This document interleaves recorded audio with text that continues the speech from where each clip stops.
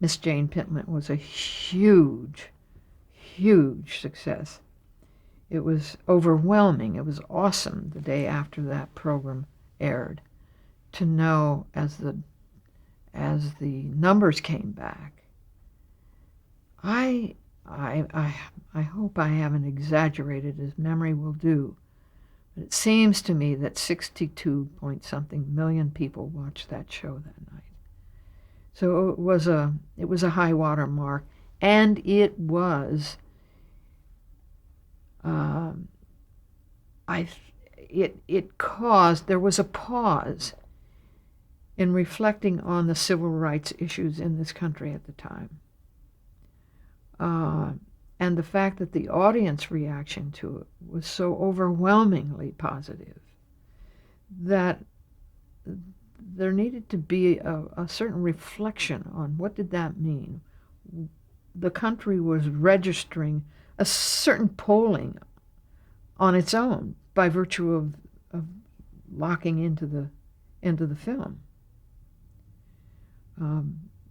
The promo on it showed very clearly what it was about.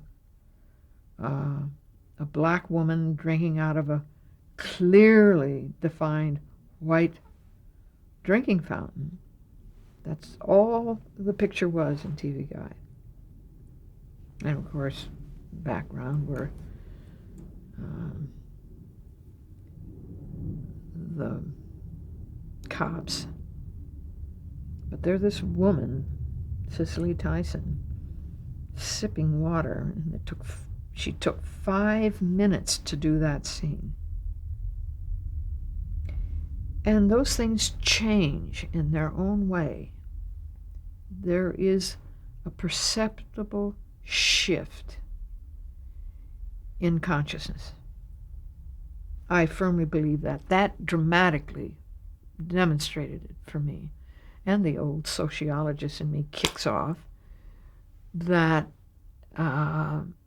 there was a power in this medium that was extraordinary.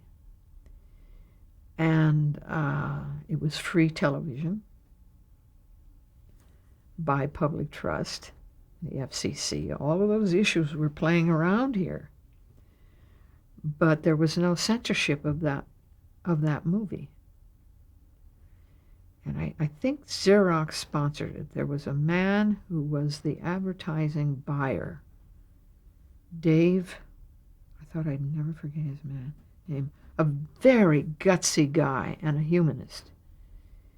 And he brought Xerox into that buy where nobody else would touch it. And to GE's credit, they didn't say don't do it. They got really queasy with Roger because Roger was always pushing things to the edge. But this one tipped it, and I think it helped. We had to look at my opinion, and I think there were others that were more eloquent about it and more profound about it than I could ever be. But there was a perceptible, if that's the right word, shift in the tone of racial relations in this country. I believe it. It was not going to be able to be politicized in the way they're trying to manage it. It wasn't going to be managed anymore.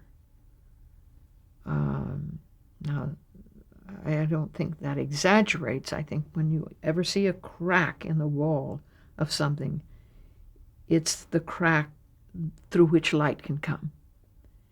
And if that crack began years ago, but Bob and Rick and John Cordy, who directed it, and the writer, oh, forgive me, who did such a magnificent interpretation of it, opened that crack that could never be closed again.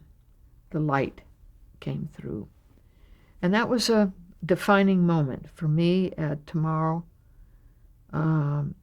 it helped reinforce the possibility of this medium